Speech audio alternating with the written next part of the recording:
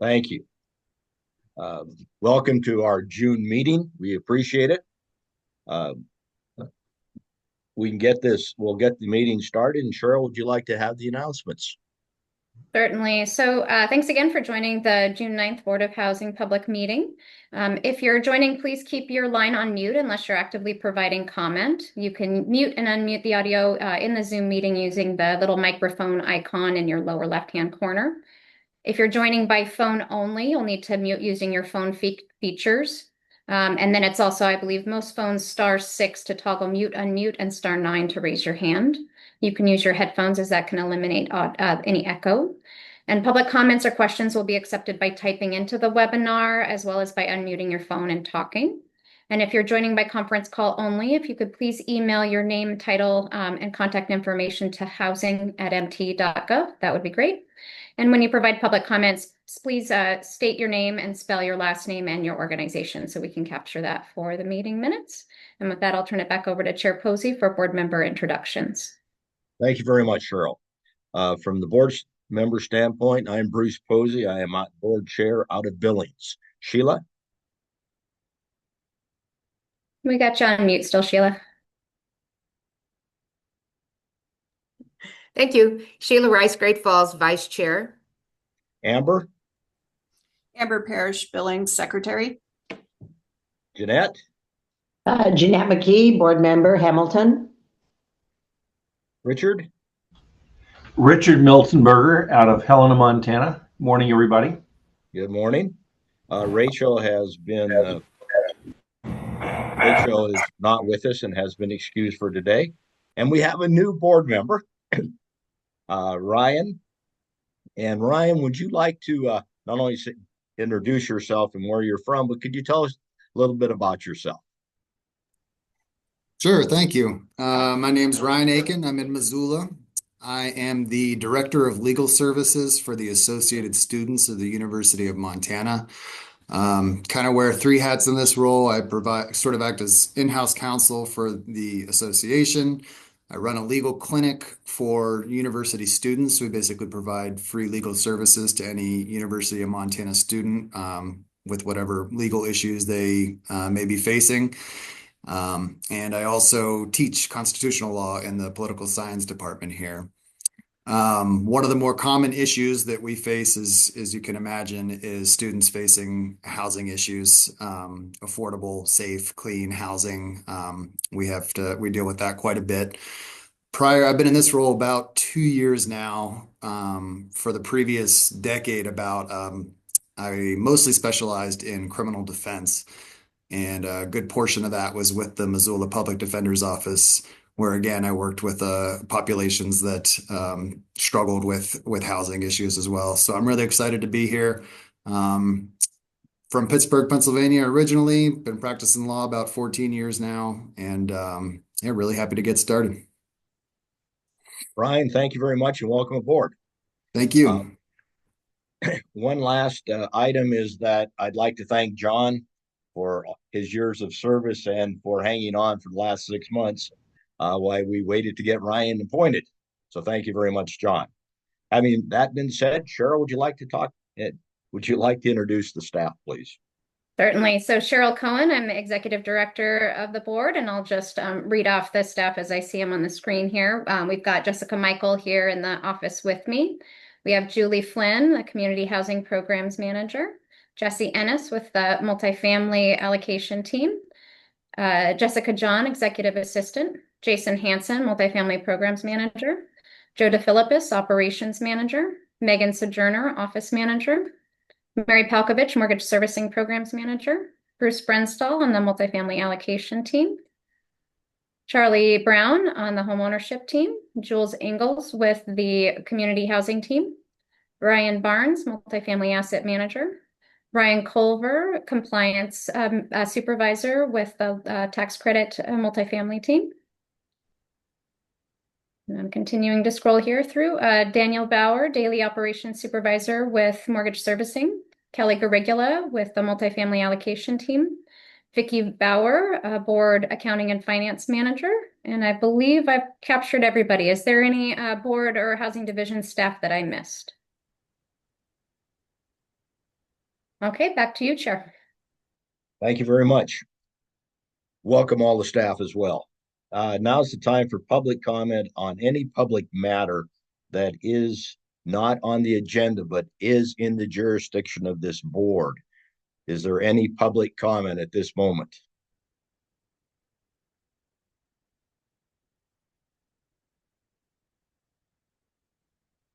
Do you see any public comment, Joe? I'm seeing none, Chair. Thank you very much. We'll move on then. Chair, before we move to the minutes, could we have Joe or Megan read off the public attendees on the call today? Oh, yes, Yes. go by all means, please do. Sure can. We've got Don Sturhan,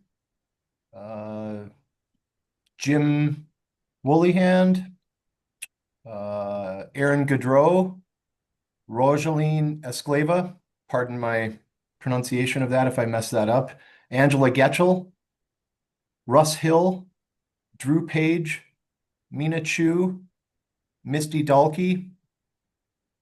Let me see here. Bear with me. These moved, so hold on one second. Over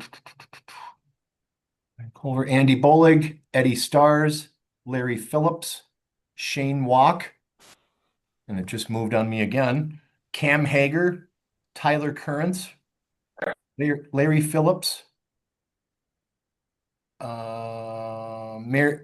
let's see here, Mary Beth Morand, and Jennifer Wheeler.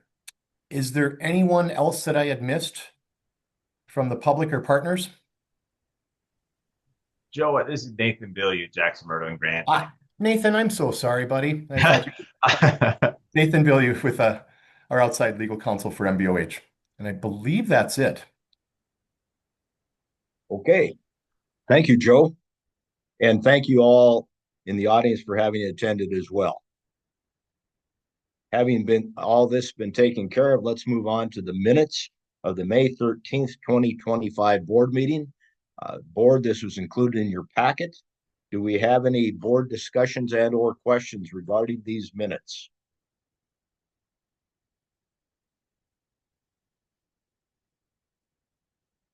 Any board questions and or discussions? Hearing none, I'll move on to any public comments and or discussions regarding these minutes. These have also been put on the website for the public to review.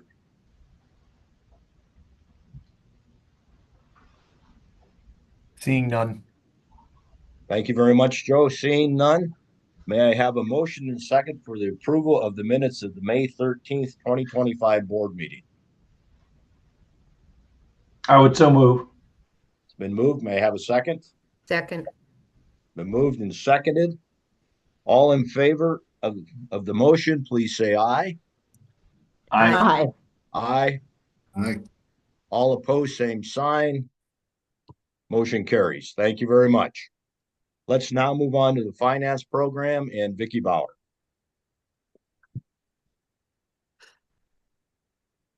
Chair Posey, I think on the agenda, we did not include an accounting and finance update for this month. We're gearing up to start fiscal year end, but Vicki is online if there's any questions. Okay, thank you very much. Any questions for Vicki?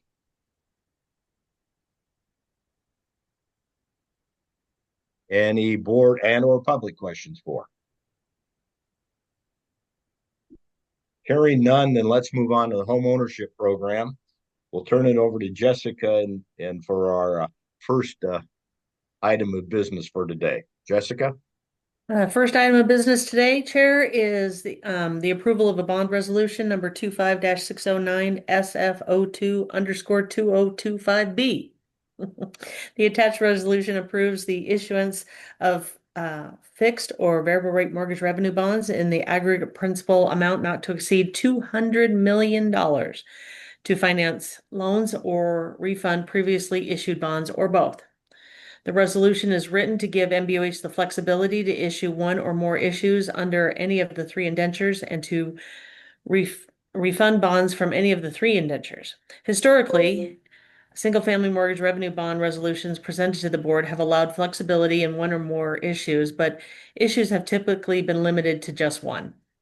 to provide maximum flexibility for MBOH to respond quickly changing conditions in the capital markets and any potential changes to federal tax law governing the issuance of tax-exempt municipal bonds, staff are presenting this not to exceed $200 million resolution. Although this amount is significantly larger than the amount of single-family mortgage revenue bonds that the bond typically authorizes, MBOH has already been allocated more than enough private activity bond volume cap carry forward from 2023 and 2024 to issue this amount of bonds.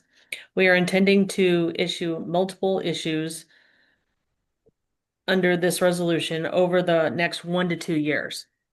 Even though this resolution allows for floating note rate as a variable rate option, we intend to use fixed interest rate bonds under the SFI indenture and to purchase new money mortgage loans.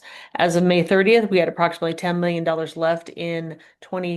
left to reserve in 2025A issue that closed on April 15th, 2025. We expect to have that fully reserved by the end of June, and then we will begin reserving mortgages to be funded in the 2025 B issue. We have started working with the finance team to structure the next issue and are monitoring interest rates to keep us competitive while mitigating risk. This resolution will allow us to move forward with the 2025 B bond issue. A kickoff call to establish that amount to issue and schedule was held Monday, June 2nd. Our current lending rates are 5.5 for first mortgages with no DPA, 5.75 for first mortgages with DPA, and a set-aside rate at 5.25. Set-aside loans are being funded with recycled pre-Elman funds. The staff requests that the board approve the attached bond resolution number 25-0609 SF02_2025B. Thank you. Thank you very much. Okay. Board discussions and or questions regarding this resolution. Mr. Chair, Yes. I have two questions. One is for Jessica. What is the set-aside rate for habitat loans? 2%. 2%? Thank you. And then is Mina on the phone? I just want to hear if other similar Board of Housing entities across the nation are doing this same thing.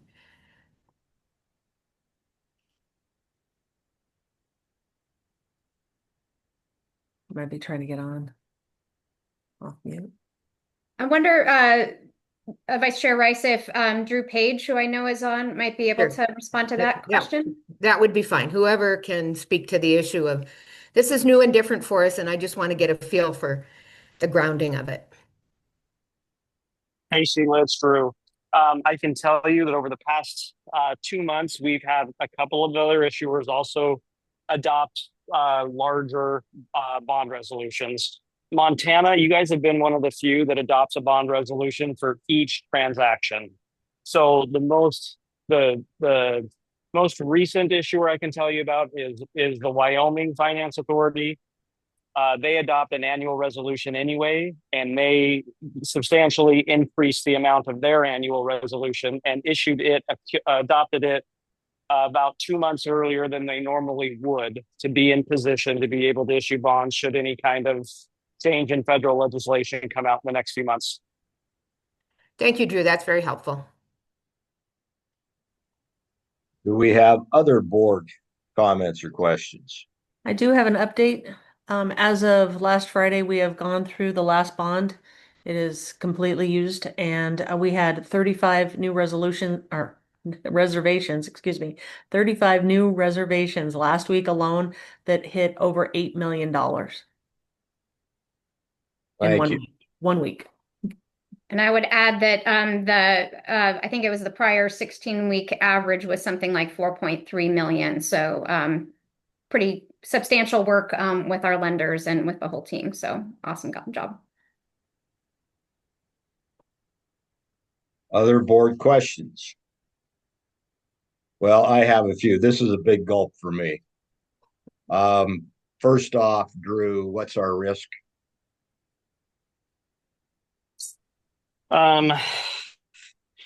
Frankly, Bruce, I don't know if there is much risk. You're authorizing the issuance of of this larger amount of bonds, but just by adopting the resolution, there's no obligation for the board to actually issue those bonds, right? We're just authorizing it. We still have limitations such as the amount of volume cap that we have to issue this many tax exempt bonds. And while this larger amount is, as Jessica mentioned, less than, I mean, you have more volume cap than you're authorizing. But between that and a TEFRA approval as well, which is a public hearing that has to be held and approved by the governor, we'll need a little bit more TEFRA authority. There's still a couple of other controls in place rather than, not just the amount of the bond resolution. Cheryl can correct me, but I believe the plan is if we, adopt this today, we're going to be using approximately 75 million of it to do the 2025B transaction that Jessica talked about us having a kickoff call for last week. That'll leave a remaining 125 million for us to, kind of have in the bank, so to speak, in case there is any federal legislative changes. If there's not any federal legislative changes, then I think the plan is when it's time to do the next deal, whether that's kind of later this fall or, more into the beginning of 2026, we would just use the authority from this resolution, and that 125 we just keep chipping away at it over the next couple 3 deals before we come back to you for a bond resolution. But in terms of risk, this isn't saying that we're going to issue $200 million of bonds tomorrow. It says we could, but there's no guarantee that we have to. So I think you've answered my main question.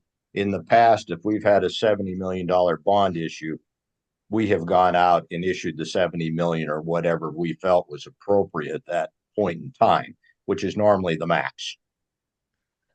So Correct.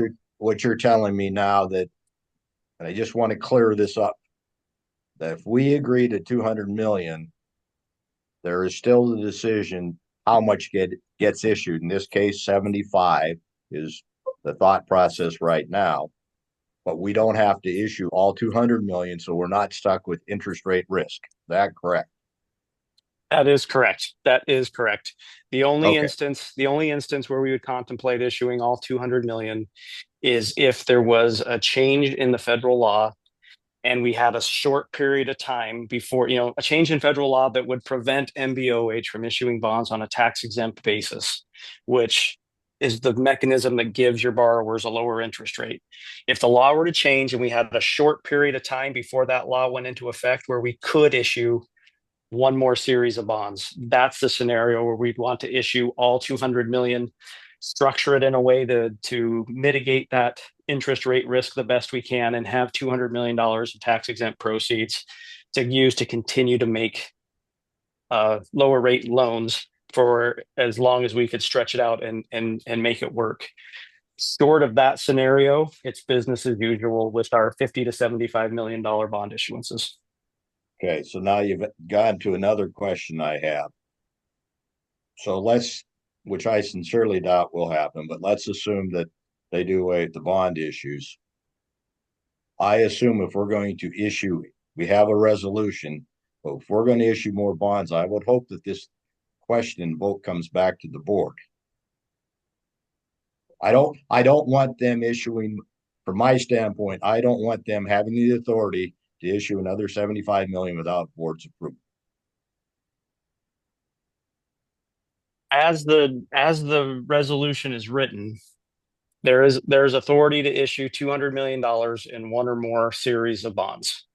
And so if we adopt the resolution today, technically, legally, that authority's been given, and staff would not have to come back to the board if we, to issue the next series or anything like that. However, and this probably goes more to Cheryl's intention than anything else, I would think that if we keep going business as usual, and we have this, just flipping away at this 200 million, 50 to 75 million at a time with our normal transactions, I would guess that Cheryl has the intention of coming and telling the board that it's time to do the next transaction, and we have this authority, and letting the board know where the single family program's at.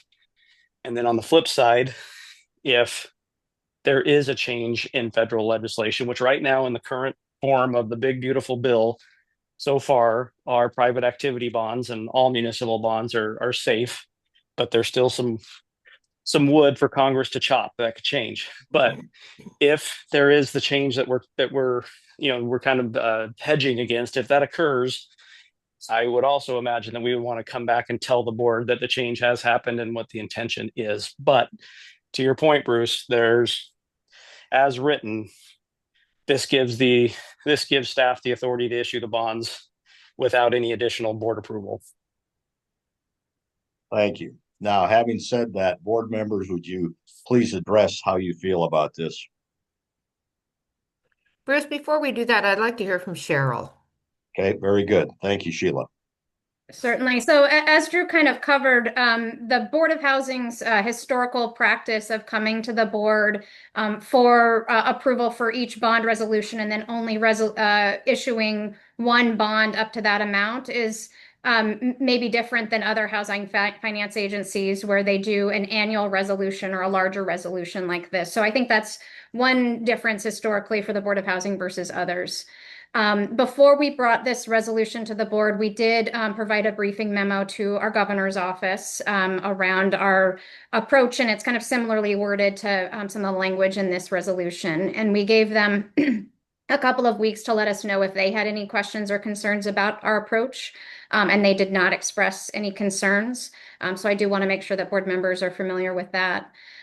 With respect to providing updates going forward, I think even though this resolution, if the board were to approve it, gives the staff the authority to do all 200 million, that certainly is not our intent. We're looking at doing 75 for this initial pricing and then working through that bond issue.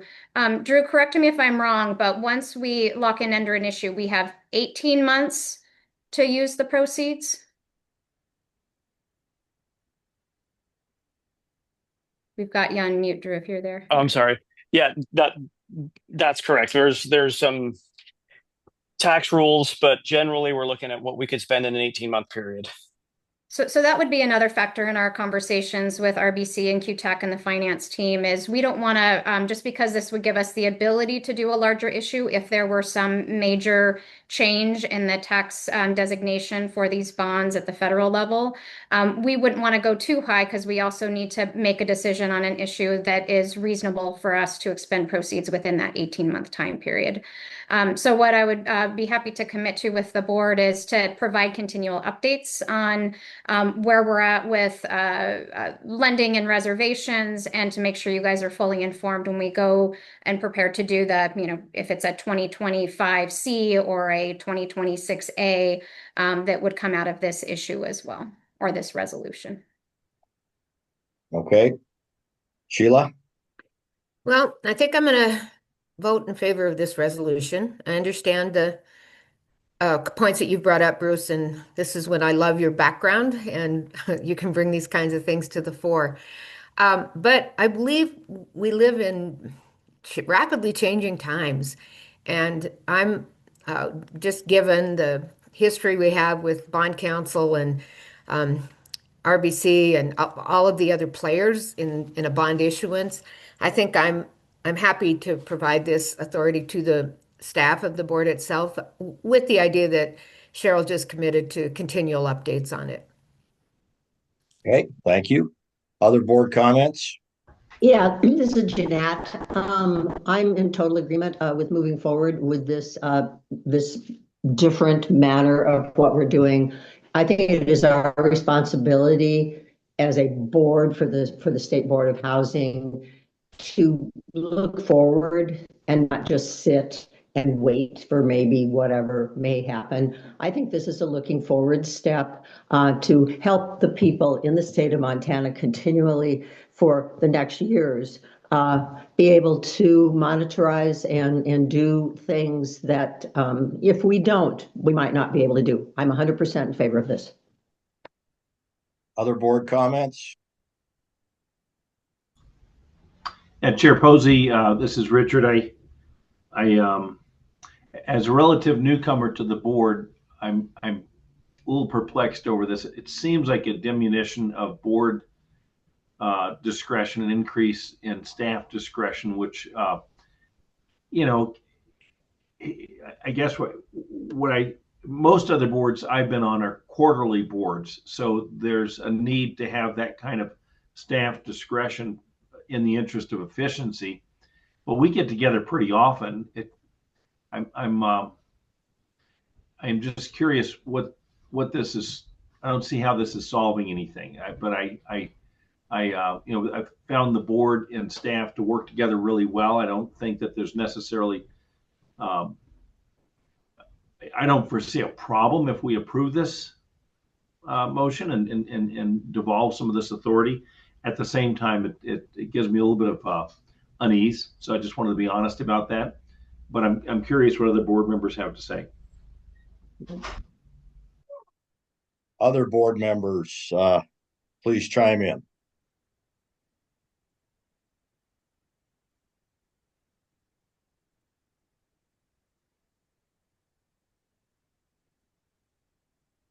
I think the concept of the resolution is fine.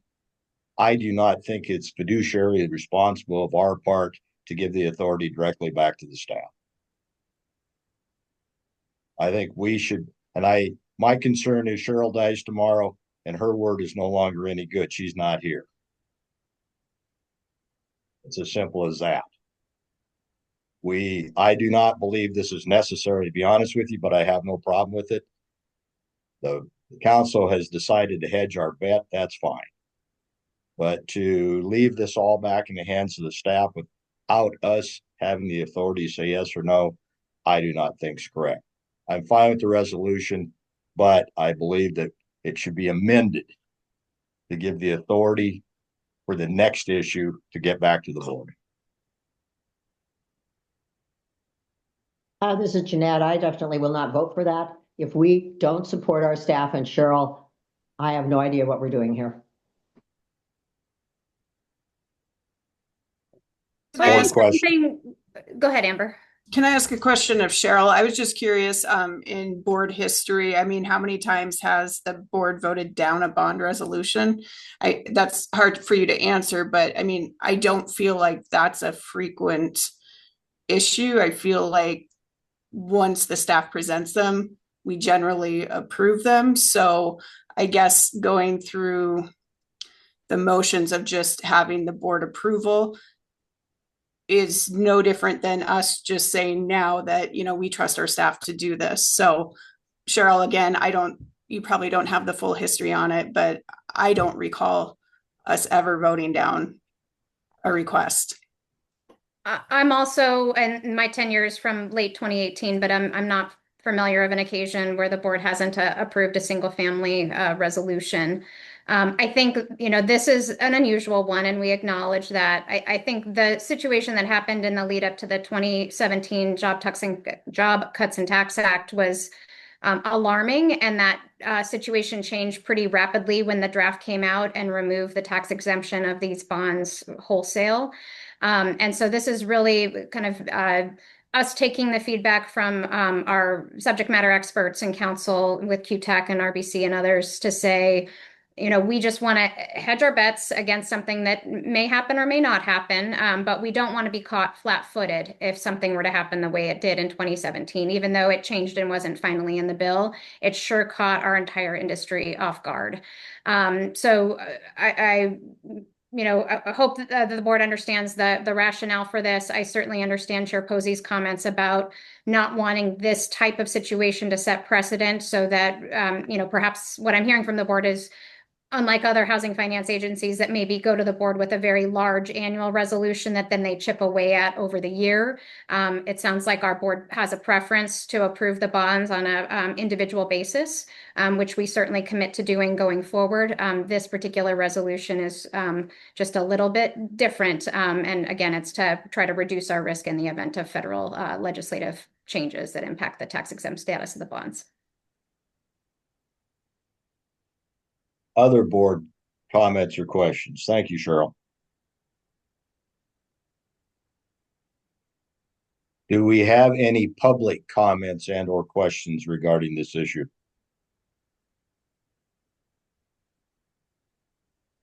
Bruce, I don't know if it'd be appropriate, but to kind of answer Richard's question, I could give a little bit of color. on what happened in 2017 and some of the risks that a similar situation might pose to the board. Go right ahead, Drew. Okay, so in 2017, in connection with the Job Cuts and Tax Act, the first draft of that bill eliminated private activity bonds, which are the tax exempt bonds that the board issues. We found out about that in mid-November, and it had a January 1 effective date. So we had a 6-week period, theoretically, where we would have this 6-week period before the new law became effective, where we would be able to issue bonds. And it wasn't just the Board of Housing, and it wasn't even just housing finance authorities. It was any private activity bond issuers, which would include, student loan issuers, other similar issuers. But the point is, if everyone was taking that same strategy, which many of them were, to issue as many bonds as they could to get their hands on those tax exempt proceeds and then lend those out as they could over time, what we ran into was a 6-week period. And in 2017, it was over the holidays, right? But a very short window of time when a large number of issuers and a larger number, each one issuing a larger number of bonds, was coming to market. Now, so that's the timing concern that we're dealing with, because in that 6-week period, there are going to be certain days you want to avoid pricing, like after the Federal Reserve meetings and, around Federal Reserve meetings, things like that, where markets really move. You want to be able to time your issuances so that you're not going to the market the same day as 3 or 4 other housing issuers, and you're fighting and competing for investor attention, which really means increased yields, right?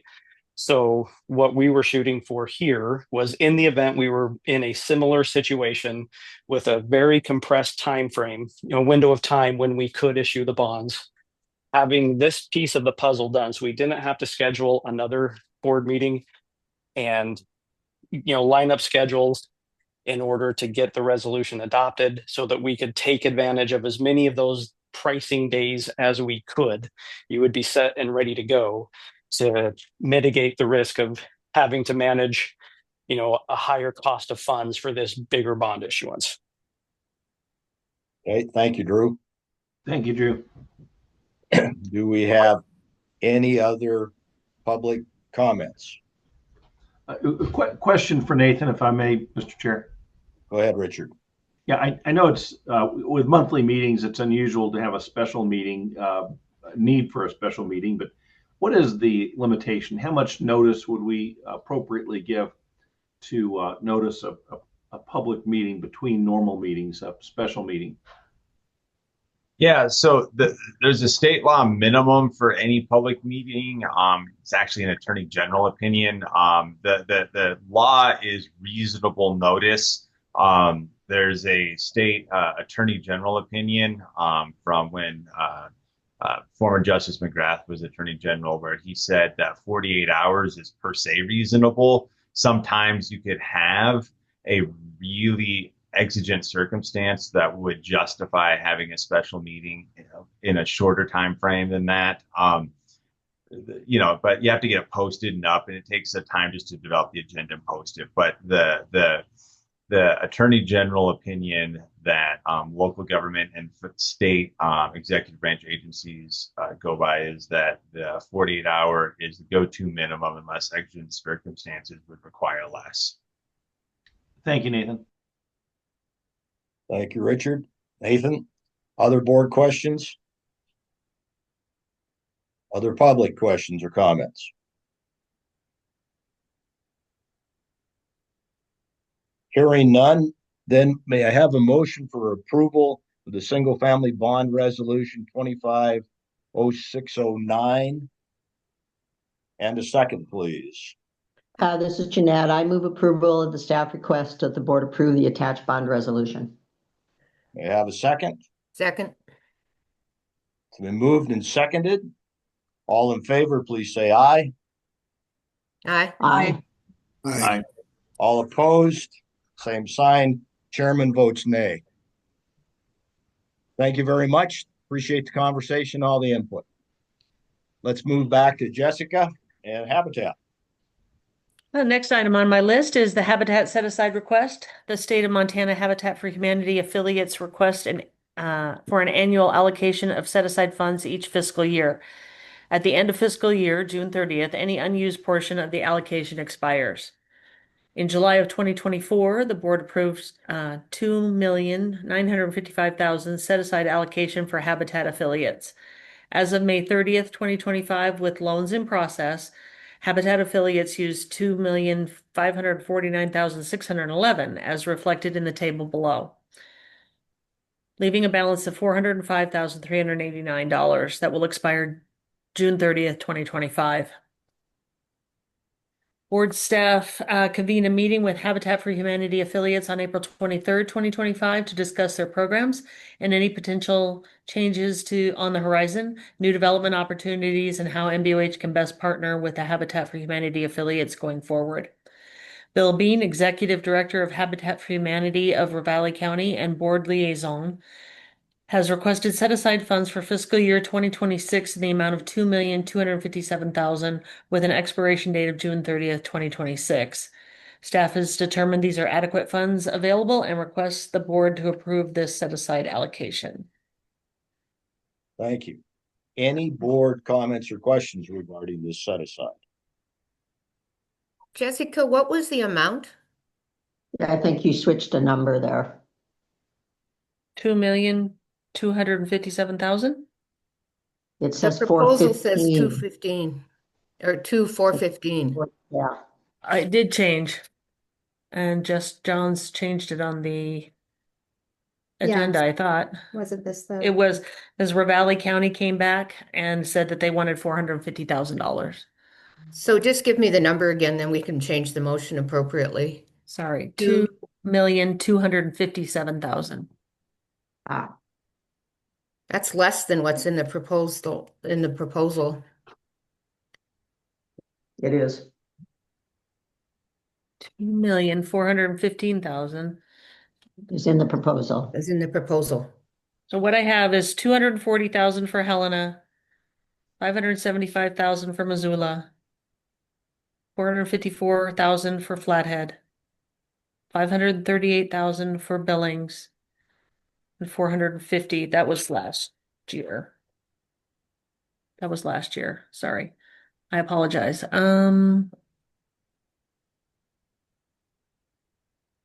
575. These things. 575 plus 505. Is Mr. Bean on the phone? Perhaps he can shed some light on this. I don't think he's there. Okay. I'm not seeing him. Yes, just clarifying that number, please. Plus Ravalli.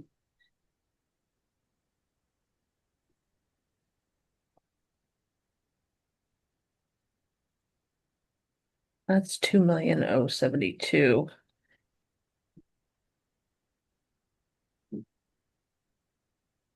Why my number would be wrong, but I triple checked it, but eagle eye. Did we receive a letter from Habitat asking for a specific amount? I have an email from Bill Bean requesting Missoula, Hamilton, Billings, and Flathead, and I went back to him after having my cutoff to put this together for the agenda and told him that I didn't have anything for him, and he said, "Oh, I'm sorry, I thought I added that." So that's why it changed at the last minute. Yes, we wanted it to be increased from to 2,415,000 from 2,500,000. Okay, so the number is 2,415. Yes, it is. Oh, okay. All right. Okay, it's good then. It was me that didn't print out I like paper, and see, paper failed me. Gee, Really? that happens. Thank you, Cheryl. It does. Thanks. Cheryl bailed me out there real quick. So they're looking for $2,415,000. Okay. Thank you very much. Now, other board questions or comments regarding this? Jessica, I just have, I'm sorry, ahead. go ahead, Bruce. Sheila, go ahead. Jessica, this is an unfair question, but what if they asked for double that? What's our limit on how much we actually could provide if they were able to produce the mortgages? I don't think there is a limit, is there, Cheryl? Well, we have a limited pre-Ullman, right? Yeah, I may see if Vicky's still listening in, if she may be able to answer that question. And then while she maybe is popping online, I think the other thing to consider is, as you know, we do have limited pre-Ullman funds, and they're some of the only flexible pots that we have. We have received a set-aside request from another organization. And so if we were to, double a Habitat set aside, that may limit our ability to do set-asides that the board may be of interest of with other organizations as well. Vicky, are you still online? I know she was. I am. Okay. Are you able to respond to a question Sheila asked? What if Habitat were to request double this amount? What is our limitation on use of pre-Ullman funds for this set-aside? We would have to evaluate internal funds. So right now,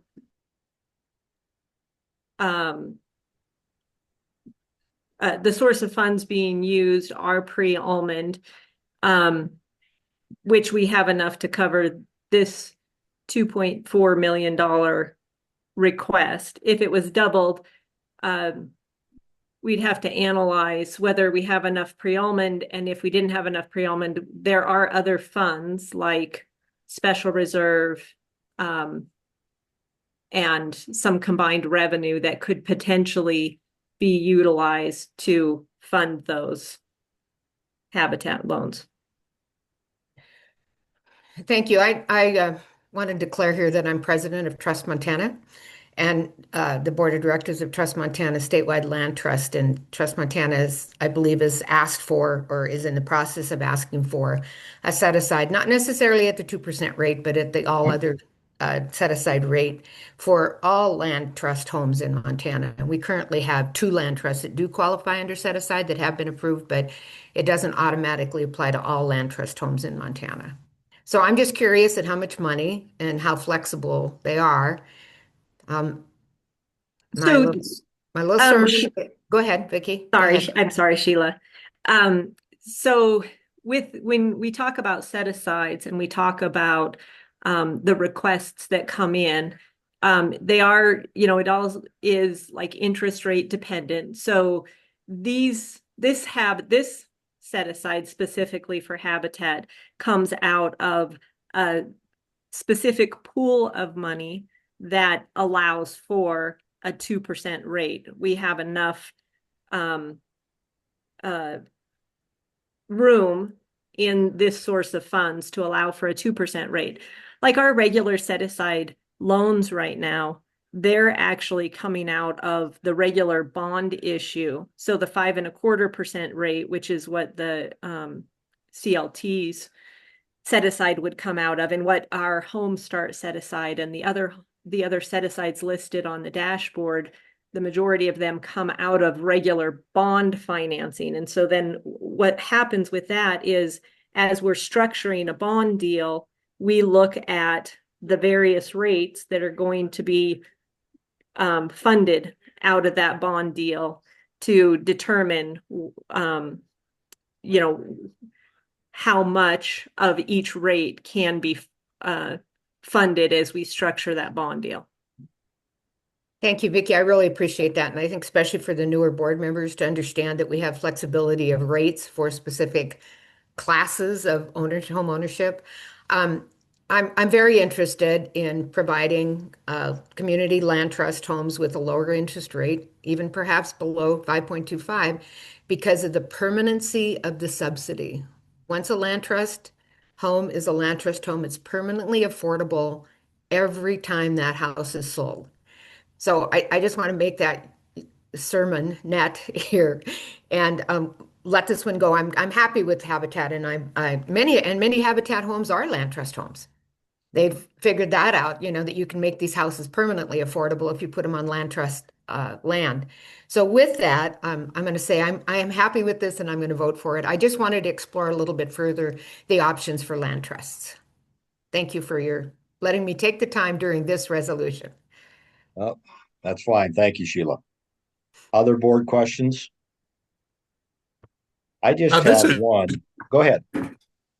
Hi, this is Jim Moynihan. I'm the executive director here in Billings, and I just wanted to say thank you to the board and everyone there for continuing to fund us. I know here in Billings, these loans are so significant operating budget, and our affiliate has sold the most loans to Montana Board of Housing, and we just really rely on funds to continue to do what we do with the able to do it without y'all. Just appreciate your trust in our mission and the faith that you have in work that we do here. Thanks each and every one of you for considering this year and all the work that you do and the time you take out to do it. Jim, thank you for all the work that you do. The habitat's extremely important. People become homeowners who would never become homeowners without you. On House 100 here, and this spring we'll be building it. And there's just there's so much what we do, and it's such a wonderful program. And excited to have you all as partners, and we're just very thankful. Very good. Thank you. Other board comments? Jessica, I have a question for you. So this last time we did Habitat, and it could be any set aside, they failed to use, and I'm just using round figures, 400 grand. How much money did we lose on that, if any? None, Okay, why wouldn't we lose any money? because the money's set aside for other loans that can take from pre-Ullman funds, other set asides, right? But yeah, I'm understanding that. But are we earning I guess the base question, with those funds sitting there, are we earning more than the 2% we're going to loan out at? That may be a question for Vicky on the investment side of things. Vicky? Currently, yes, because the interest rate in the money market account where those funds are invested is higher than the 2%. Okay. That answers my question. It kind of goes back to Sheila's question to a certain extent. If they ask for a lot more than they want, the question is where we're going to be being shorted money during that process. So, okay. And until that loan is purchased, we are earning that money market rate. It's once the loan is purchased that we actually start earning the 2% rate that the borrower is paying us back on. Yeah, I understand. That was my question. Thank you very much. Okay. Any other board questions or comments? Do we have any public questions or comments regarding this set aside request? Bruce, I just received a chat from Mary Beth Morand at the Habitat affiliate in Flathead. I'd like to just read it. It's kind of a public comment, I guess. Thank you for what you're doing for Land Trust. I just wanted to let you know that we give North Montana Community Land Trust the first right of refusal on all houses we build, and we cap equity the same way Northwest Montana Community Land Trust does. So everything we build can go to them, whether it's on Community Land Trust land or not. So her point is just they're already doing it in the Flathead. It's already Community Land Trust homes and Habitat homes. It's the same property.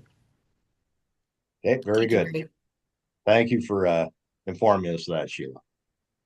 Any other public comments? Well, hearing none, may I have a motion for approval of the Habitat for Humanity set aside request of $2,415,000 and a second as well. So moved. It's been moved. May I have a second? I would happily second. Thank you. It's been moved and seconded. All in favor, please say aye. Aye. Aye. Aye. All opposed, same sign. Motion carries. Thank you very much. Jessica, back to you for a little RAM program. Oh, the RAM program. Coming back to you after doing much investigation and learning a lot about condominiums and FHA. So here we go. We're proposing revisions to the Administrative Rules of Montana. Attached are the proposed changes to the Administrative Rules of Montana for the reverse annuity program. So we want to skip to the top of that page there, Jess. There we go. I didn't request any changes to the first two sections as far as the purpose and the definitions, but if we go down to counseling requirements, in the red line, you can see what I proposed to be added or deleted from the Administrative Rules of Montana. So I added that it needed to be a certified reverse annuity mortgage counselor, not just mortgage counseling. I changed our phone number and our there was an alternative phone number that we didn't recognize at all. So those are pretty minute changes there. And the next section, eligibility requirements, again, asking for or requesting or sorry, making mandatory a certified reverse annuity mortgage counselor, not just any counselor, and the phone numbers. I added something to section D there, which can be included in the principal loan amount. So the closing costs that they do incur during the reverse closing, like appraisal, title fees, things like that, can be included in the principal amount rolled into the loan. No change to income limits and loan amounts. And then repayment of the loan. I added notification to the board is required if a secured property has been vacated by the borrower or last surviving borrower for more than 180 consecutive days. This is an industry standard. It's always been that way. It was never in writing that they let us know 6 months if they've not in the home any longer. Security for the loan, I added quite a bit. It was originally, as you can see, just one sentence, and I thought that probably wasn't sufficient. So I added talking about the property pledged to security for the reverse annuity mortgage loan must meet the following requirements. It must be located in the state of Montana.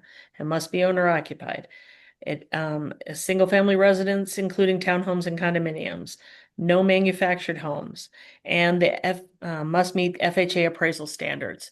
And I don't know if you remember last time we met, I talked about maybe getting rid of the FHA requirement or the requirement for an FHA appraisal. And so what I did is in-depth investigation in what those standards are for FHA, and that's why I'm implementing those into our RAM program so we can get an FHA appraisal yet still meet FHA guidelines for other aspects of the loan. So I did change F there. Condominiums may be approved by the board staff at its sole discretion. The board staff's analysis, among other things, ensure that its total reverse annuity loan portfolio is not overexposed to risk proposed by condominiums. And I go into that a little bit more when we move on past the ARM, and we can discuss that when we get there. Interest rate, I didn't change anything. Cash advances, the board indicated to me that they thought that we could handle the amount of cash advances pretty well here at the board. So I think I put into words what you were intending. A cash advance for any purpose specified must be approved by board staff along with loan approvals in an amount not to exceed $10,000 by regular board staff. And this is just the cash advance at closing. This isn't the whole loan amount. Not to exceed $10,000 can be done by board staff. An amount greater than $10,000 by the board's homeownership program manager. It sounded like you wanted that to not have, excuse me, for me not to come bother you every time, every week, or every month with another RAM approval. So that's where that came from. And those are the changes to the ARM that I proposed. If we go back to the agenda item, you'll notice that I also proposed the following internal changes. Again, this is to line up with condominiums and FHA. So I said that I thought I was giving a nice happy medium while we are still saying yes to condominiums, but we're not getting overloaded in condominiums by saying a maximum of 20% of the portfolio can be condominiums. That way, when one condominium pays off, we have room for another one. So we can say yes, but we're not always saying yes to every single one. So that keeps the risk down on having condominiums in our portfolio. I said a minimum, also this information would be found on the appraisal. A minimum of 50% of the condominium project must be owner occupied. No more than 35% of the condominium project can be commercial in nature. And a minimum of 70% of the condominium must be sold, not vacant.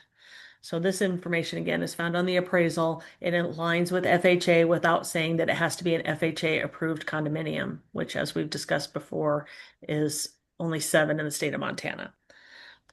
So except for the maximum number of condominiums in the portfolio, the above items are in line with FHA requirements without requiring the condominium project to be or individual units to be FHA approved. Okay. Thank you very much. First off, thank you very much for your hard work. Oh, yes, it's Appreciate a lot of paper. Yes. Okay. Board questions and or comments regarding the RAM program changes. I love them. Okay, thank you. I don't. Go ahead. So Jessica, I first want to speak to the manufactured homes. So I was digging around in the Freddie Mac website this morning, and they have special programs for for manufactured homes on permanent foundations that otherwise meet FHA requirements. And so I'm very concerned about us completely eliminating any manufactured home, regardless of where it's sited. The RAM program has never had manufactured homes in it, so I just kept it the same. So if we want to add them, that would be something that we could discuss. Well, I appreciate that because I saw that as a new red. It was in red, so I thought it was a new requirement. Again, these are the way that program's already been run, but it wasn't in writing in ARMS. Okay. Okay, so Bruce, maybe I suggest that we talk a little bit about manufactured homes. I'm interested in hearing from other people on that. We have a subdivision in Great Falls that just got approved for the commission last week.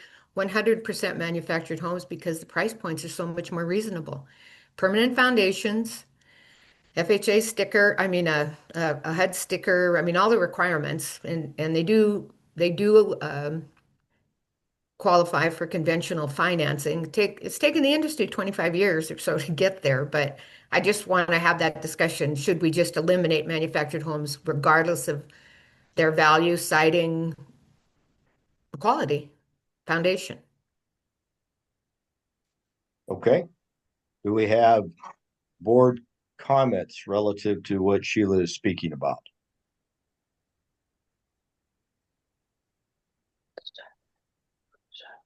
Well, my comment would be I'd like to kind of see what happens first.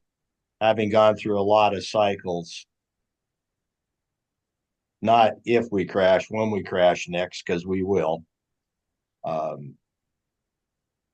Manufactured housing gets clobbered pretty bad. It's just a matter of what it is. I'm understanding what you're saying though. So I'm not sure I'm prepared to vote one way or the other, and I'd like to think about that at this point in time. That's just had good and bad luck with manufactured housing. So that's my comment. Other board members' comments. Is there anyone who can provide any background on when and why this became an internal operating policy? Maybe that can inform including it in the ARMS. Ryan, that's a great question. And I'm wondering if either Vicky Bauer or Bruce Brenstall on the line might have some history as to why manufactured homes were not included in the RAM program when it was initially designed.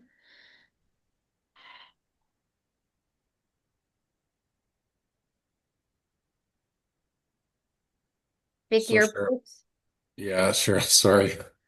Um, I don't know. Increasingly my memory is failing me. I don't know if that's age or what it is, but what I remembered is as long as they met the FHA requirements, that I didn't realize they were necessarily not being done. Um, as long as they met those requirements, to be honest with you. That's the first thing I thought when that comment just came up. So, um, I don't know if that's helpful or not.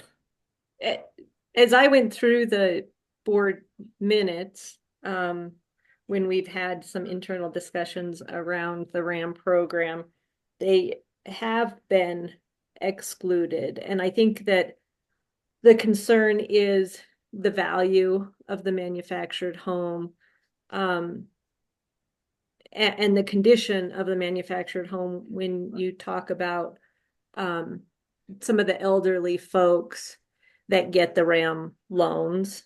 They don't hold up quite as well, and I think the sellability of the property has been concerned. At least that's what I saw in the board minutes and notes of the program over the years. Do either of you recall if there was discussion around, resellability and mobile homes on a lot rent or manufactured homes that were, with a lot rent scenario versus a manufactured home that the land underneath is also owned by the homeowner?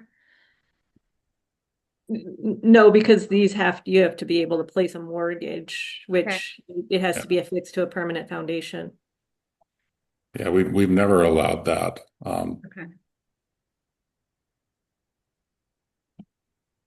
So And this it might could be be that that's why it was never in ARMS. It was always a board policy as opposed to an administrative rule regarding the manufactured homes. So that it could be more flexible, or it could be evaluated on a case by case as opposed to permanently eliminated by having it in ARMS. Vicky, the discussions around manufactured were those in cases where the value of the home was, very close or maybe, to the loan we were giving, or was it just in general on manufactured housing? It really was in general in manufactured housing. Okay. So I can't support this with that language in this change, but I would support delaying the decision on this unless there's a reason to act immediately, and asking the staff to do more recent evaluation of, I know there's studies out there, and perhaps I can point to some of them, where manufactured housing does not lose its value relative to stick-built or modular. The whole industry has changed, but we're still trying to catch up with it, I think. We in general in the housing mortgage field. And Vice Chair Rice, what the staff could do is, pull language from, Fannie, Freddie, our regular bond program, to share what specific language each of the GSEs require, what we currently require in our regular bond program, and then bring that back to the board for further discussion. Right. It makes sense to me that if we could give a regular mortgage on a house, we should also give a RAM on that house. Understood. This is Jeanette. Hey, Ryan, I am putting you on the spot because, hey, I'm Hamilton, you're Missoula. I'm curious if what your information is, Missoula trail, mobile home wise, how much that is a part of affordable housing for low incomes. Certainly I know Missoula has this's and that's's, but I'm not specific to it, and I'm not, you don't really have to answer. It looks to me like we're going to delay perhaps this for a bit, but you may have some insight there in that community. Go ahead. I am seeing if you know something. I'm sorry, I don't think I could answer that competently. Okay. So I think Jessica, go ahead. I was just going to say, I think there could be some options for the board as far as today. If the board is interested in giving a green light and approving the MBOH policy around the condominiums. We could take that action today, and the rationale is that these percents and minimums align with FHA, but without requiring that FHA certification, which, as Jessica said, only 7 in the whole state had. And then by not having this in arms, if FHA were to change down the road, we could change that internal policy without having to reopen arms. And we had gotten a number of questions about condos for new applications. So if the board is willing to have a decision point around the condo MBOH policy, that would certainly be helpful at this meeting. And then we can do some research on the manufactured home piece and bring that back before we proceed with administrative rulemaking. Mr. Chair, I have a concern about number 1 under the condominiums, which was not FHA related. I think that's what Jessica said. A maximum of 20% of the portfolio to be condominiums. I would want to hear more rationale about what's magic about 20%. When we look at housing today and we're working so hard to increase density. I mean, last 2 legislative sessions have been all about density. Condominiums are a way to increase density. So I worry about any policy of ours that somehow works against that. And so I just want to know why 20%? Why not 30 or 40? We picked 20% after talking with my staff and the foreclosure expert, Doug Jensen, and Charlie and Jim and Monique and Julie for that matter. And we thought that was probably a safe number. We harken back to the time when condominiums kind of fell through the floor during the housing crisis, and people were getting out of condos, and banks and lending institutions were holding those condos and nobody to sell them to. So this way, I was able to say, landlines that I can't run over exactly without setting the phone down. Sorry about that. Go ahead, Jess. So I think that's where that comes from, and resaleability. A lot of these loans, as Vicky pointed out, are for seniors that are advanced in age. And unfortunately, we recently lost one of our RAM holders on a loan that I brought to the board and asked to have approved. So that's always in my mind.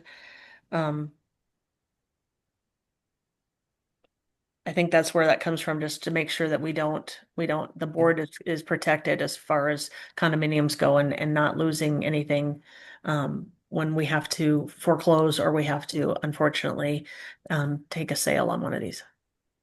Do you know what our current percentage in portfolio is today? 14. 14% of our current portfolio would be condominiums. In the RAM program, yes. In the RAM programs, yeah, thank you. Well, we just paid off one. She's paying off one because she passed away. So that's another one that can be had. So my worry is just if it's in administrative rules and we have no flexibility, we get to 20%, that's it. It could be the There's neediest. I'm sorry to interrupt. This 20% is only internal. It's not in arms. Oh. Oh, I understand. This is changes to the policy. The arm is down below. Okay, Yes. I understand. I was confused by the total Because caption. it's all in which one. Those It's all in revisions one, to the yes. arm. Okay. All right. As long as it's board policy, then I'm okay. And I think what Cheryl was trying to say is let's approve the policy changes, but not the arm changes. Okay. Yes, that is Thank what she was saying. I yeah. apologize for my confusion there. I figured it out now. At great length. Okay, so any other board comments or questions? I just have a comment and a question. My comment is the 20%, by the way, Jessica, I think's good. The reality is if a condominium project gets in trouble, they can't afford to do the upkeep of the project. And so now you've got not only is maybe the market going down, but that project will go down more because there's no maintenance to it because they don't have enough folks. You got 30% vacancy, and where's the money come to mow the lawn, shovel the sidewalks, paint the buildings, etc. That doesn't exist anymore. So I think that's a good reason for the 20. My question, and you said this was FHA, Jessica, and that could very well be. When you say a minimum of 50% owner occupied, to me, 50% creates an argument between the investor who owns 50 and the homeowners who own 50. I'm just wondering why it wasn't 51. The argument goes away. And that is straight from, sorry, you can't see it because of the background. I have multiple websites that state this, but this one I'm looking at, Understanding FHA Condo Approval and Expert Guide, dated July 9th, 2024, FHA Condo Approval by Ben Carter. The FHA Condo Approval Requirements talks about credit scores, which we don't pull credit. But the second item there is condo specific requirements. The condo project must be complete and ready for occupancy with at least 50% of units owner occupied. The association must hold adequate insurance, which we always make sure that there's master policy and there's individual policy. And then it also goes on to talk about the 35% of the property is used for commercial purposes, which I also have in there. So that's straight from FHA condo approval requirements. It just seems strange they've created an argument that they're Democrats and Republicans. They have to argue. Okay. Okay. Do we have any public comments or questions? And at this point in time, if I'm understanding, we are simply looking to approve the policy, the internal policies at this point. Yeah, the second part of the board agenda item there. Yes. Okay. Any public comments or questions?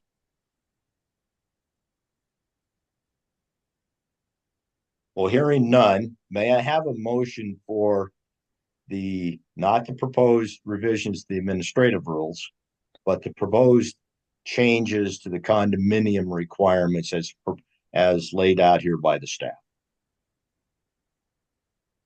I so move. We've had a motion. May you have a second?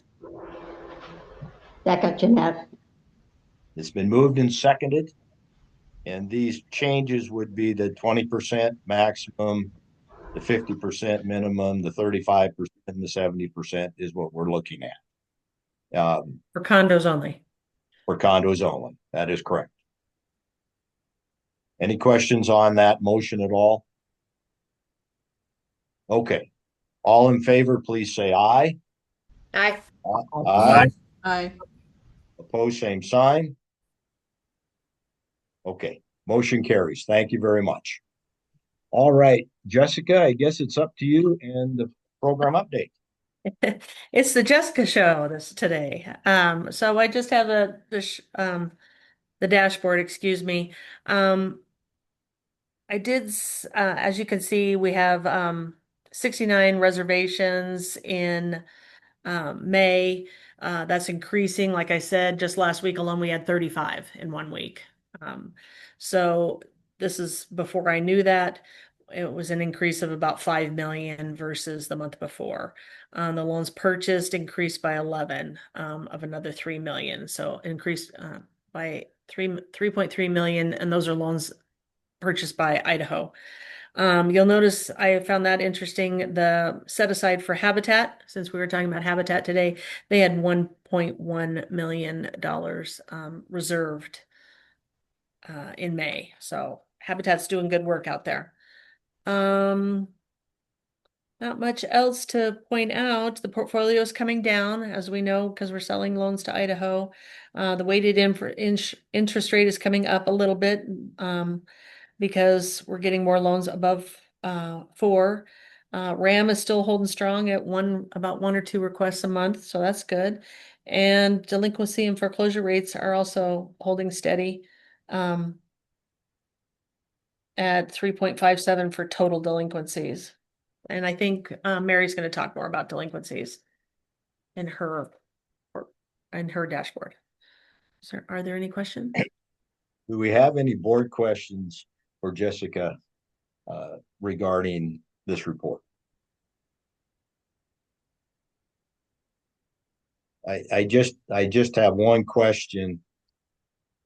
and maybe you do or don't know, but I've just spent some time with real estate professionals lately, and at least in the Billings market, we're going down. Not significantly, but I'm seeing more and more price reductions in housing. And some of that, I think that's to our benefit because we have the lower rates. So people want to buy are jumping in. So, and maybe Amber can answer this question as well, but is the real estate market in Montana softening enough to start to justify the reduction in prices of housing at this point? Personally, I think it's too soon to tell. The reason why we're doing $8 million in 1 week is because housing prices are up. Yes, and we're benefits. We have the low rate. Right. But, ultimately,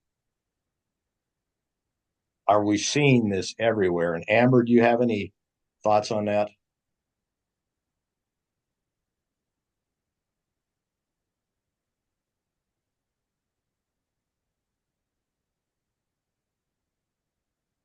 Okay.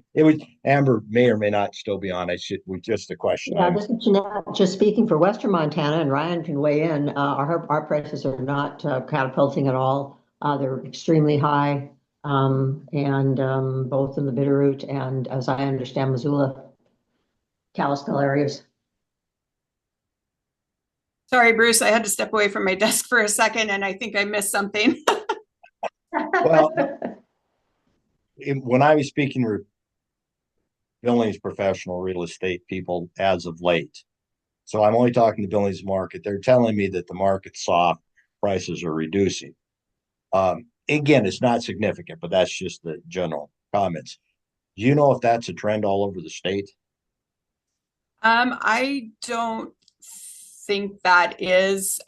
We are, Billings had a huge increase during COVID, and we're soft, yes, but I'm not seeing a lot of price correction. I think more people would like to see some price correction, but we're definitely it's not much, and so I don't feel like other parts of the state are seeing that as well. Inventory being low, and I think that's the problem around the state is just low inventory, and so those properties might go for a little higher just because of competition. Okay. That was my only question. Do we have any other board questions or comments for Jessica? Do we have any public comments or questions for Jessica? Well, Jessica, thank you very much. We appreciate it. Thanks. And let's move on to Mary and the loan servicing program. Good morning, board and Mr. Chair. Thank you. I have my dashboard effective May 31st, 2025, servicing reports. Our total portfolio is 6,208 loans, 5,545 are Board of Housing, 287 Board of Investments, and we have 21 multifamily and 355 Homeowners Assistance Fund loans. Principal balance about $721 million, 3.9 in escrow. Our lost draft funds about 950,000. We have 281 60+ delinquents, which is pretty steady from last month. We did not have any actual foreclosures in May. Total calendar year, we've had 2 foreclosure sales, which is very good. Delinquent contacts to make, 690. It's about the same as last year. Late fees, 990, meaning loans that pay after the 16th. We got an income of $32,205.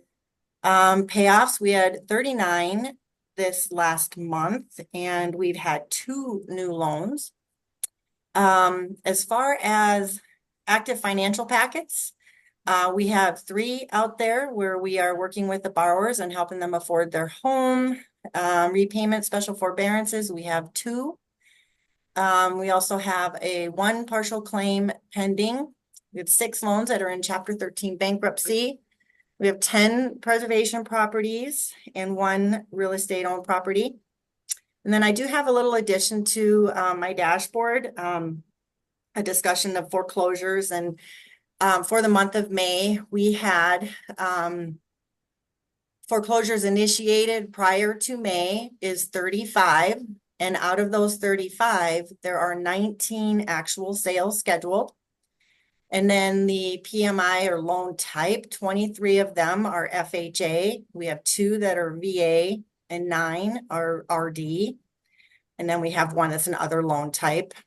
And then the top 3 that we do have in the city, Billings has 9 and Great Falls has 5. And this is pending. And then Butte has 4. The other cities were 17. So they don't necessarily have the actual foreclosure sales scheduled. You see that equals the 35. Yeah. And then that's about $4.8 million in principal balance. And I think that's it for the servicing dashboard. I did want to kind of mention though, a question regarding property values, Bruce, just a little bit of a, I think this month in June, we had 2 short sales, and then not last month, but the month before we had 1. So prior to the loan actually going to foreclosure, because they were in foreclosure, we had 3 short sales. They're not on the dashboard yet because of course we're not in June, and then we don't have Marches on the dashboard, but we should see that eventually.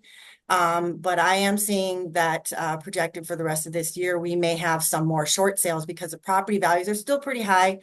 And it's higher than what the borrower can sell the property for. So hopefully that's helpful. Thank you. One of the other things, if you could report as you go through these foreclosures, if we have third-party buyers, that was a good indication we were moving out of problems when third-party buyers were showing up at the foreclosure sale. To me, if they're not showing up, that's an indication we're moving into problems. So just as we go to foreclosures, you could say, well, okay, technically they don't foreclose then. They go to a third party buyer. Exactly. Yeah. And I do believe we've had 2. One was in June, and we did have another one, I don't remember, a couple months ago. But we have seen some third party, and those of course are our favorite because, you know, I think everybody's happy. It makes whole the whole loan, the outstanding balance. We don't have to file a claim. And whoever purchased the property gets the property, and then whoever it forecloses on, they at least don't have to have that on their record as far as an actual foreclosure. It's a little bit different, but it's still on the credit reporting. And just for the rest of the members, could you kind of explain what the third party buyer is at the sale?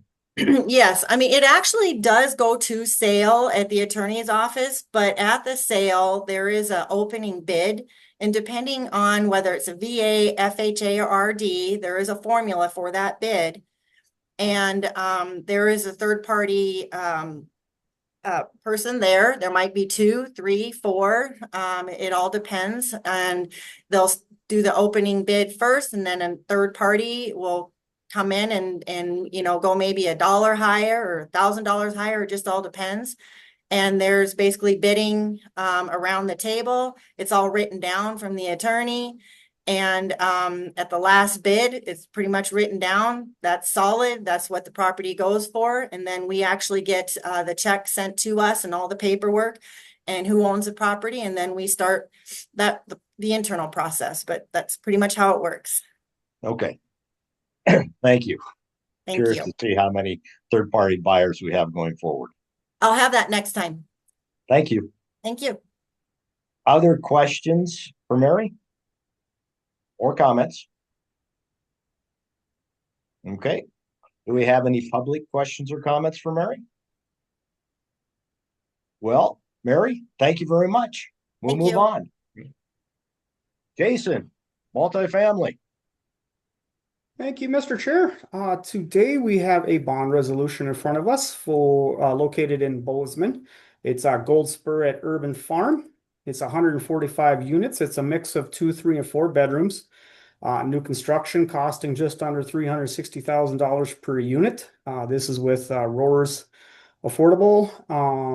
And the bond amount is not to exceed $30 million. This does include the buffer. All the AMIs will target 60%. And I believe Eddie is on with Roars Company if there's any questions. Okay, thank you very much. Do we have any board questions regarding Gold Spur at Urban Farms? Any board questions? I have a question for the developers. So 360 is a pretty good cost per unit compared to what other projects that we've seen. So if the developer's on the line, I just would like to have that person talk a little bit about how they're keeping their cost per units in line. Yeah, good morning, board members, and thank you for the question. A big portion of that is due to financing fees and interest reserve due to the bond structure that we have. And we may have someone from KUTAC or the underwriter on, but it is due to the structure. It's a Fannie Mae MTAB, so it's pretty standard across the country right now. It's a pretty popular structure that a lot of developers are using, but 359 or 360 total cost is really due to that interest reserve that's kind of driving that. I would say that hard construction costs are generally in line with what you're seeing to develop affordable in Bozeman. Thank you. Very interesting. Other board comments or questions on this?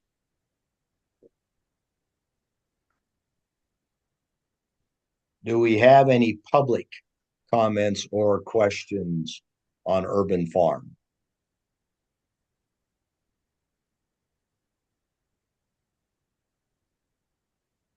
Well, hearing none, may I have a motion for approval of Gold Spur at Urban Farms 145 unit family project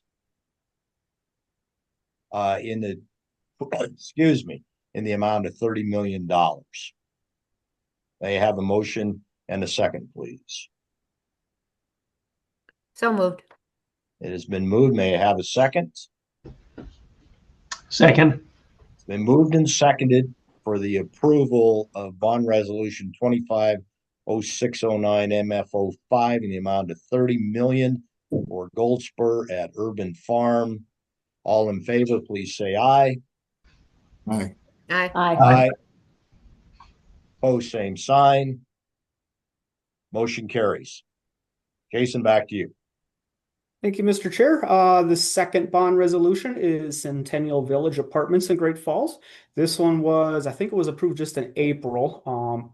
The bond structure is changing from a Fannie Mae to a Freddie Mac loan product. So that's the reason it came back. Everything else stayed the same. The AMI stayed the same. The amount of units stayed the same and so forth. So it's really just the bond structure that's changing. So then the resolution changes. So the number of the bond resolution then will change. The old one then will be deleted. It won't be good. Okay. Questions from the board? Jason or the developer, if they're on the line, what prompted them to change from Fannie to Freddie? Not sure if the developer's on. Drew, are you still on? I am. My understanding is they got a better pricing, better rate. Okay, good to hear. So Drew, can you answer this question then? Because Sheila asked the one I was quite curious about. Is there any real difference, or is it just a rate issue? Well, the documents that Fannie requires are a little bit different. So we're doing a new bond resolution. The biggest reason is for the board to authorize staff to enter into the set of documents that are required for this structure. I understand that. Go ahead. Sorry, what is the difference? Why would you go Freddie, not Fannie, if rates were equal? Is my question.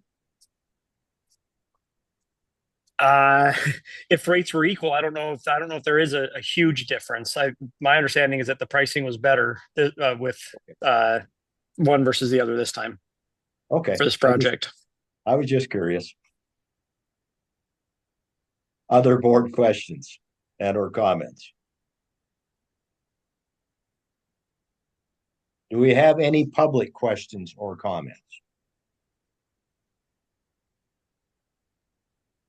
Hearing none, I'd ask for a motion for for approval. This would be bond resolution 250609 MF06 Centennial Village Apartments. May I have a So motion? moved, Jeanette. I'm sorry. Oh, I'm Yes. sorry, Bruce. Thank you very much. May I have a second? Second. Thank you very much, Sheila. It's been moved and seconded.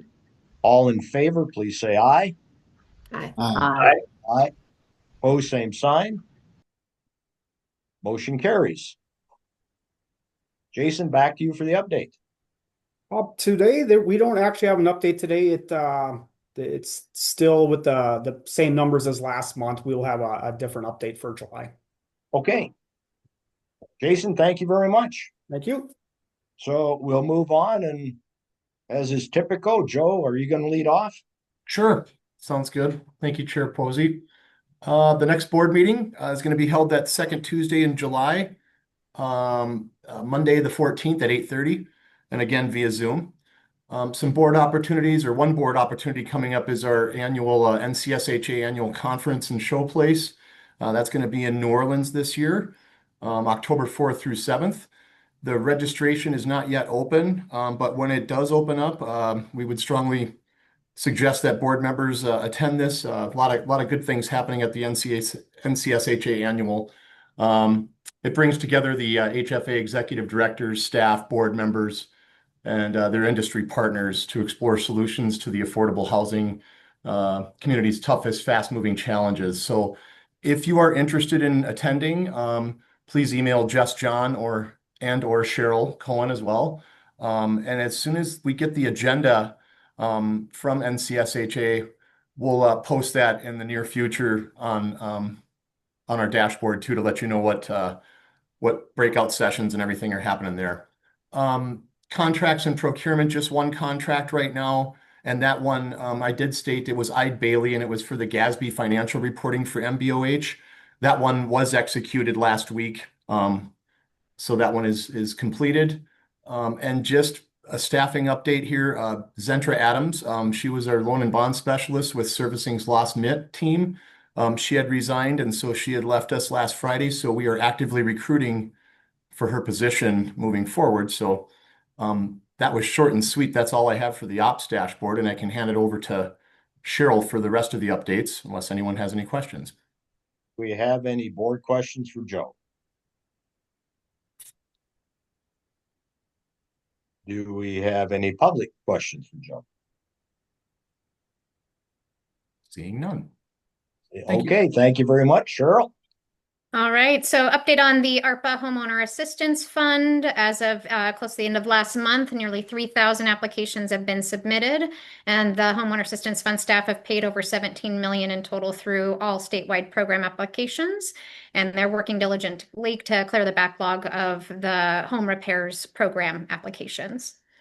Our community housing team update, our next five-year consolidated plan is through its public comment period and should be submitted to HUD before today. And on May 14th, HUD provided Montana's funding allocations for CDBG, National Housing Trust Fund, and the Home Program, and those funding amounts were similar to 2024 levels. For the September 17th, 2025 application deadline for community housing, there'll be $3.15 million available for 25 and 24 of CDBG funds for activities to rehabilitate affordable housing and address homelessness, and about $2.7 million for home eligible activities and $2.82 million for National Housing Trust Fund projects. The public comment period for our 2024 CAPER, this is the Consolidated Annual Performance Evaluation Report, ended last Friday, and that will be submitted to HUD prior to the deadline on June 27th. And then finally, Julie and her team are scheduling and conducting site visits to 71 properties financed by those various community CPD fund sources. For my update, our fiscal 24 financial statements will be presented to the Legislative Audit Committee this Friday.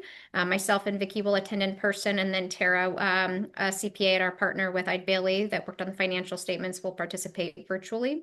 Board members can access a copy of the audit and the financial statements at that link. You can also sign up to listen online or attend in person if you're interested. And then the Legislative Audit Committee did send us hard copies of the fiscal 24 audits for each board member. So I believe Jess John mailed those out last week or Jennifer will be mailing those out, so you'll each have a copy. Our rental assistance team is completing a waitlist purge, and we'll be announcing our reopening of the Housing Choice Voucher Section 8 waitlist. Looks like that public notification will go out as early as this Thursday. And it'll include a separate waiting list for our moderate rehabilitation program. The mainstream voucher program will also be a separate waiting list, but referrals can only come from the Department of Public Health and Human Services. That's a specific special population programs for non-elderly persons with disabilities. And then our fiscal 26 Public Housing Authority Administrative Plan was posted for public comment and had a public hearing. The plan was finalized and approved and submitted to HUD. HUD did approve, and it goes into effect July 1. And I won't read off the changes, but there was a variety of changes that we adopted in there. And then, of course, we did get an update from HUD that some of the HOTMA flexibilities or the HOTMA changes, I believe, are now not until an October 1 implementation date. So HUD's kicked that count a little bit down the road, and that primarily has to do that there's some software system changes that they have to do before we can effectively roll out those new requirements. So aside from that, a bunch of other things that we adopted in that admin plan. As a reminder for new board members, the Public Housing Authority is within the Department of Commerce Housing Division more broadly. It's not directly under the Board of Housing's policy purview, but these are some pretty exciting happenings, and we're looking forward to getting the waitlist back open and issuing vouchers after we had to close that down last August because of reduced federal disbursements. And then finally, legislative session. The big ticket one for us is House Bill 924. The last status update was that it was signed by the Speaker, I believe, on June 2nd. So it has not been signed by the governor nor delivered to his desk yet. So we are holding a qualified allocation plan meeting with developers this Thursday. It's posted on our website, and board members are welcome to join. And we'll also take very preliminary feedback from developers on that call about administrative rulemaking for the new House Bill 924, should it be signed into law. But then we're discussing internally how to have broader vehicles for community input to make sure that the new monies that could be available if that bill is signed into law can be accessible by both low-income housing tax credit developers as well as developers who don't engage in tax credit developments, that we make those funds available East and West Montana. And so we want to make sure we're getting a lot of public comment, maybe doing a roadshow or application workshops to make sure that that resource is broadly known and available for developers of all shapes and sizes across the state. And with that, I'll go ahead and pause and see if you guys have any questions or comments. Are there any board questions or comments for Cheryl this time?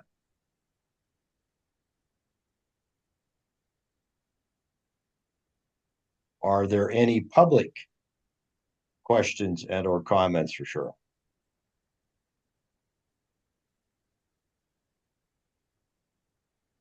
Well, hearing none, Cheryl, thank you very much. I'd like to thank the board for the frank discussion this morning and participation.